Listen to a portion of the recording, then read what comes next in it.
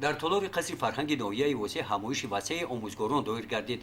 موضوع اساسی رفت اجرای قانون جمهوری تاجیکستان درباره مسئولیت در تعلیم و تربیت کودک بررسی گردید. در جماعت جانشین رئیس ناحیه واسه در برآمدش قید نمودند که اویلا و مکتب پایه اساسی تربیت میباشند و از آموزگاران دعوت نمودند که در این سمت مسئولیت جدی داشته باشند. سپس مدیر شعبه معارف ناحیه اوید با تجربه پیشقدم سخن گفت. برای پیشرفت کار پیشنهاد نمودند که از تجربه پیشقدم مؤسسه تزدید میانه عمومی رقم 1 استفاده نمایند. آنها در سمت تربیت نمونه عبرت هستند. در همایش همچنین اوید با مسئله های مبرم روز پیشگیری ظهورات نامطلوب جهانی معاصر از جمله اکستریمیسم و تروریسم صحبت کرده شد.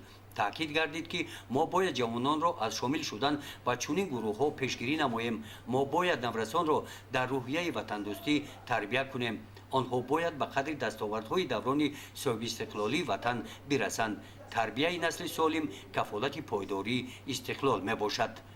گزارش خواجه نظریف خدای نظر ظهروف از ناحیه واسه برای برنامه اطلاعاتی نوید.